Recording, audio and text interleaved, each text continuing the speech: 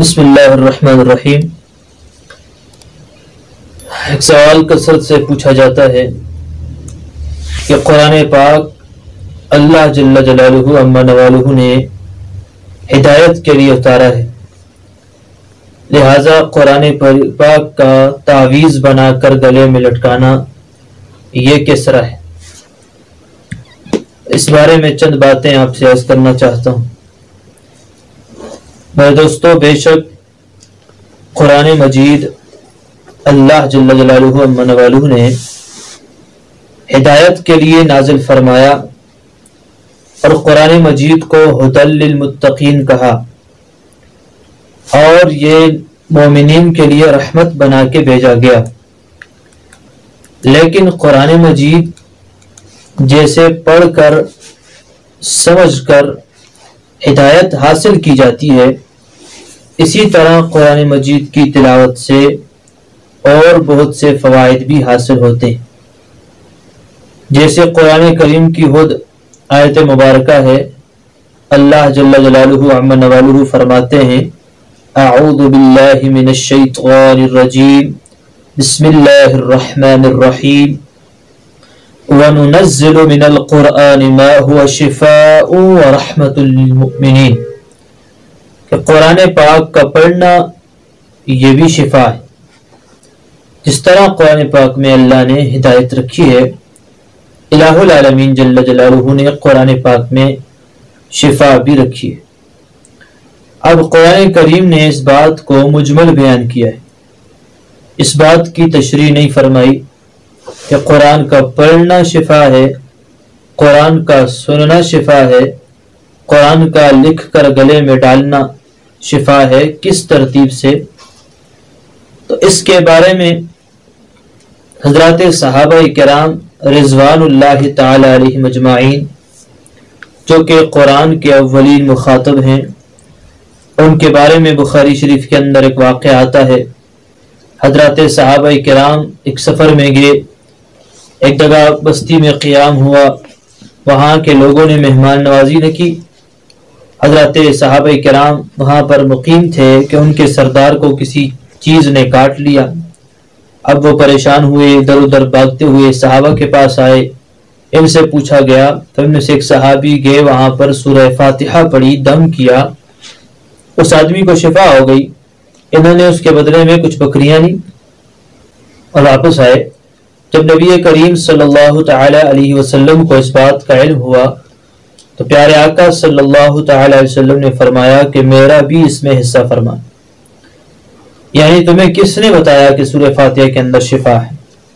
تو صحابہ کرام رضوان اللہ تعالی علیہ اجمعین قرآن کو شفا مانتے تھے اور سورہ فاتحہ پڑھ کے پھونکی، لہذا اس سے ثابت ہوا کہ قرآن کا پڑھ کر دم کرنا یہ تو حضرات صحابہ کرام سے ثابت ہو، لہذا قرآن کریم سے شفا کا ایک طریقہ یہ منقول ہوا۔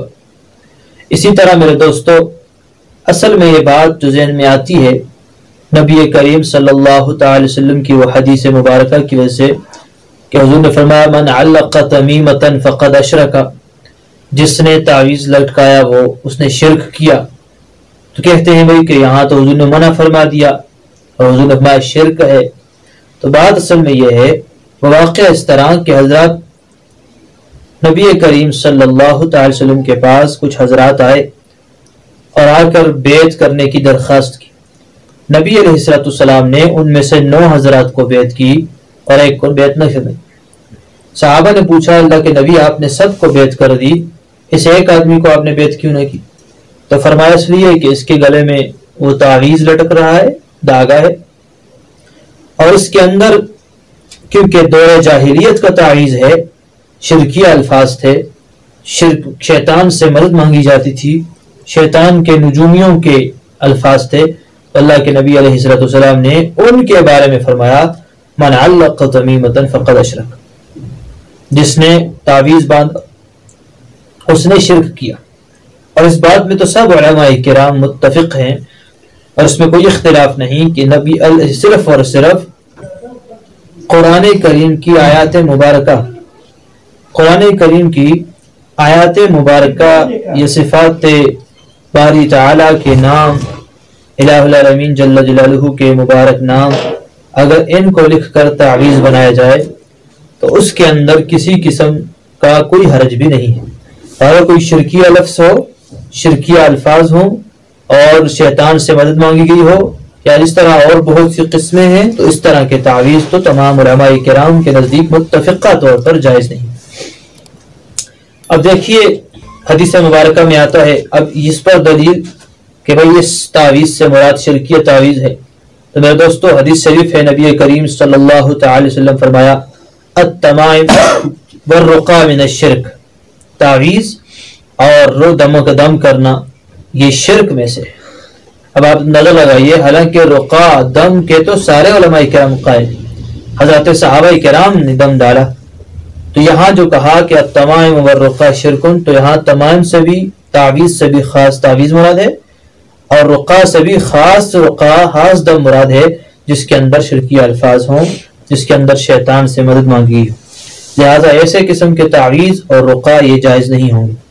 باقی قرآن آیت کے ذریعے تو بات اصل میں یہ ہے کہ قرآن مجید کی آیات مبارکہ بھی بطور علاج اور تداوی کے لکھ کر انسان گلے میں ڈال سکتا ہے، لیکن بشرط ہے کہ اسے مؤثر بالذات نہ سمجھے.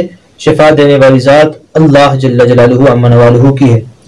اس کاغذ کے اندر شفا نہیں، شفا میں رب کے ہاتھ میں ہے. اس یقین کے ساتھ کوئی تعویذ ڈالے تو اس میں کوئی حرج نہیں. جس طرح انسان ڈاکٹر کے پاس جاتا ہے، دوائی لیتا ہے، انجیکشن لگاتا ہے، اور کوئی مسئلہ، اب مختلف طریقے ہیں، کبھی اس کو دوائی دیتا ہے، کبھی ڈاکٹر سیرپ دیتا ہے، کبھی انجیکشن لگاتا ہے، مختلف صورتیں ہیں. اگر کوئی اس پر یقین کرے کہ شفا اس میں ہے تو یہ بھی جائز نہیں. شفا تو اللہ کے ہاتھ میں، ذریعہ اس کو بنایا. اس طرح اگر انسان اس تعویذ کو ذریعہ سمجھے اور اللہ جل جلالہ کو شفا دینے والا سمجھتے ہوئے اس کو مؤثر بالذات تعویذ کو نہ سمجھے تو اس میں کوئی حرج بھی نہیں. اور اس کے اوپر دلیل بھی آپ حضرات کے سامنے عرض کر لیتا ہوں. امام بغوی رحمہ اللہ مشہور محدث ہیں جی، اور انہوں نے اپنی کتاب شرح السنہ کے اندر لکھتے ہیں، حضرت عائشہ صدیقہ رضی اللہ تعالیٰ عنہ کے بارے میں مروی ہے کہ انہا کانت لا ترا بأسا ان یعوذ فی الماء ثم یعالج بالمریض، کہ بے شک وہ اس میں کوئی حرج نہیں دیکھتی تھی کہ تعویذ کو پانی کے اندر ڈال کے گھولا جائے اور پھر اس سے مریض کا علاج کیا جائے. آپ اندازہ لگائیے، ایک طرف تو دم بھی جائز، تعویذ لکھ کر پانی میں ڈالنا، اس کو گھول کے پلانا یہ بھی جائز ہو گیا کہ سیدہ عائشہ صدیقہ رضی اللہ تعالی عنہا سے یہ مروی ہے. اسی طرح امام بغوی رحمہ اللہ نے سیدنا عبداللہ ابن عباس رضی اللہ تعالی عنہما سے روایت کی ہے اپنی اسی کتاب کے اندر کہ انہو امر ان یکتب امراتن، انہوں نے حکم دیا کہ ایک عورت کے لیے کہ کو لکھ کے دو. کون سی عورت؟ کیا مسئلہ تھا؟ تعثر علیہا ولادتہا، جس کے اوپر ولادت مشکل ہو گئی تھی، کہ اس کو لکھ کے دو آیتین من القرآن، قرآن مجید کی آیت مبارکہ، وکلمات، اور کچھ کلمات لکھ کے دو، ثم یغسل وتسقى، پھر وہ اس سے غسل کرے اور پیے تاکہ ولادت کے اندر آسانی ہو جائے. اب سیدنا عبداللہ ابن عباس رضی اللہ تعالی عنہما رئیس المفسرین ہیں، نبی کریم صلی اللہ تعالی علیہ وسلم کے مبارک جو ہے بھائی ہیں، چچا کے بیٹے ہیں. تو رئیس المفسرین سے یہ روایت منقول ہے. حضرات صحابہ کرام قرآن کو سمجھنے والے تھے. اسی قرآن مجید کی آیت وَنُنَزِّلُ مِنَ الْقُرْآنِ مَا هُوَ شِفَاءٌ وَرَحْمَةٌ لِلْمُؤْمِنِينَ، اس سے حضرت عبداللہ ابن عباس رضی اللہ تعالیٰ عنہ کی یہ روایت ثابت ہے، انہوں نے تعویذ لکھنے کا حکم دیا. اسی طرح امام ابن ابی شیبہ ابو بکر بن ابی شیبہ امام بخاری رحمہ اللہ کے استاد ہیں، اور ان کی کتاب ہے مصنف ابن ابی شیبہ. اس کے اندر یہ سیدنا عبداللہ بن عمر بن العاص رضی اللہ تعالیٰ عنہ سے روایت کرتے ہیں کہ حضور اکرم صلی اللہ تعالیٰ علیہ وسلم نے فرمایا اذا فزع احدکم فی نومه فلیقل اعوذ بکلمات اللہ التامات من غضبہ وسوء عقابہ ومن شر عبادہ ومن شر الشیاطین وما یحضرون. تو فرماتے ہیں کہ حضرت عبداللہ بن عمر بن العاص رضی اللہ تعالیٰ عنہ ان کا یہ انداز تھا کہ وہ یہ کلمات جو انہیں حضور سے سنے صلی اللہ تعالی وسلم، وہ اپنی بالغ اولاد کو یہ کلمات سکھایا کرتے تھے اور اپنی بالغ اولاد کو یہ یاد کروایا کرتے تھے کہ یہ پڑھا جائیں. وَمَن لَّمْ يُدْرِكْ، اور جو نابالغ اولاد ہو جو یاد نہ کر سکتی ہو کتبہا وعلقہا اس کو لکھ لیتے اور ان کو لٹکا لیتے، ان کے بچوں کے گلوں میں ڈال دیتے۔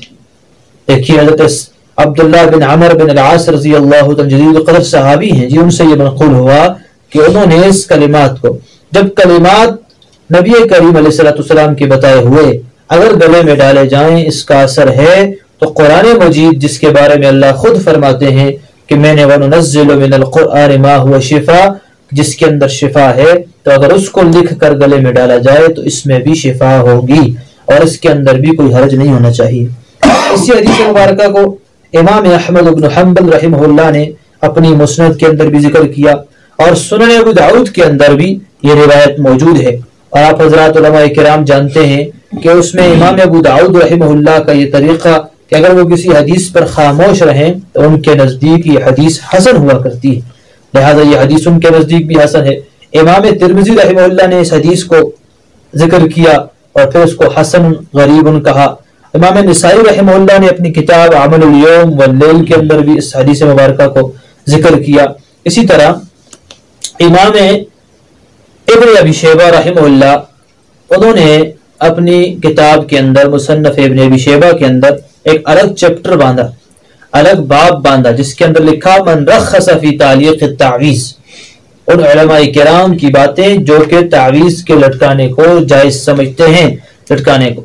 اور یہ بھی آپ جانتے ہیں حضرات تابعین جو گزرے صحابہ کے بعد خیر القرون کے زمانہ ہے، بہترین زمانہ ہے، اور میں جلیل القدر صحابہ کرام کے بعد جو تابعین میں جلیل القدر تابعی ہیں، تو بعض علماء کرام فرماتے ہیں سیدنا اویس قرنی رضی اللہ عنہ، جیسے مسلم کی روایت میں بھی آتا ہے تو سیدنا اویس قرنی رضی اللہ عنہ افضل ہیں، اور بعض علماء فرماتے ہیں کہ افضل تابعی حضرت سعید بن المسیب رضی اللہ تعالی عنہ ہے، اور باقی بہت بڑے تابعی ہیں اور ان کی افضلیت میں کوئی شک بھی نہیں۔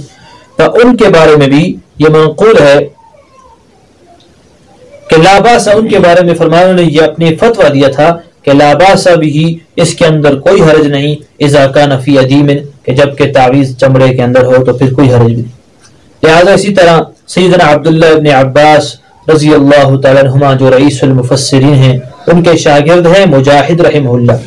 ابن مجاہد رحمہ اللہ وہ ہیں جنہوں نے عبداللہ ابن عباس رضی اللہ تعالیٰ عنہما سے 3 مرتبہ تفسیر قرآن پڑھی، اور قرآن مجید کی ہر آیت پر فرماتے ہیں میں رکتا تھا اور سیدنا عبداللہ ابن عباس رضی اللہ عنہ سے اس کا مطلب سمجھتا تھا اور پتہ چلتا پوچھتا تھا کہ یہ کب نازل ہوئی، کس کے بارے میں نازل ہوئی۔ یہ وہ جو قدر صحابی کی شاگرد ہیں اور بہت بڑے تابعی ہیں، ان کے بارے میں بھی یہ بات معلوم ہے کہ ما کان مجاہد یکتب للناس التعویذ، کہ وہ لوگوں کے لیے تعویذ لکھ کے دیتے تھے، فیعلقہ، پس وہ اس کو لٹکاتے تھے۔ اس طرح حضرت ایوب سختیانی رحمہ اللہ نے نقل کیا کہ حضرت عبیداللہ بن عبداللہ ابن عمر، ان کے ہاں یہ حضرت عبداللہ حضرت عمر رضی اللہ عنہ کے بیٹے ہیں، اور حضرت عبیداللہ حضرت عمر رضی اللہ عنہ کے پوتے ہیں۔ حضرت عمر کے پوتے ان کو انہو رہا کہ وہ کہتے ہیں میں نے اس کو دیکھا کہ ان کے بازو پر داغا باندھا ہوا تھا تعویذ کے طور پر۔ اب آپ بتائیے اگر یہ شرک ہوتا تو حضرت صحابہ کرام کیا اس عمل کو کرتے؟ حضرت صحابہ کرام کے پوتے حضرت عبیداللہ حضرت عمر رضی اللہ عنہ کے پوتے ہیں، انہوں نے باندھا ہوا تو نعوذ باللہ ثم نعوذ باللہ، تو کیا اس طرح ہو کرتے؟ لہٰذا میرے دوستو یہ بات بالکل جائز ہے کہ قرآن مجید کے آیت مبارکہ سے خصوصی طور پر اور اللہ جل جلالہ کے اسماء الہیہ سے شفا کے طور پر تعویذ بنا کے لگانا پہننا جائز ہے۔ لیکن میں پھر کہتا ہوں قرآن کا اصل مقصد، قرآن کے اترنے کا مقصد وہ تعویذ نہیں ہے۔ قرآن مجید کا اصل مقصد ھدی للمتقین ہے، ہدایت کے لیے اترا ہے۔ اس کو پڑھنا، تلاوت کرنا، اس کو سمجھنا، اس پہ عمل کرنا ہے، اور قرآن مجید کے اوپر عمل کرتے ہوئے جتنا زیادہ ہو دعاؤں پہ زور ہونا چاہیے، اللہ جل جلالہ سے مانگنے پہ زور ہونا چاہیے، تعویذ کے اوپر زور کم ہونا چاہیے بلکہ اللہ سے مانگا جائے۔ لہذا یہ بات تو بالکل مسلم ہے، اور جہاں تک جائز ناجائز کی بات ہے تو تعویذ کرنا بھی جائز ہے اور اس کا پہننا بھی جائز ہے، لیکن دعاؤں کا اہتمام ہونا چاہیے۔ اللہ تعالیٰ جل جلالہ سے نوافل کے ذریعے، نمازوں کے ذریعے، تلاوت کے ذریعے اپنے مسائل کے حل کرنے کی دعا کرنی چاہیے۔ تعویذ پہ زیادہ منحصر نہیں رہنا چاہیے، لیکن اگر کوئی کرے تو یہ عمل جائز ہے۔ اللہ جل جلالہ عمل کرنے کی توفیق عطا فرمائے۔ وآخر دعوانا ان الحمد للہ رب العالمین۔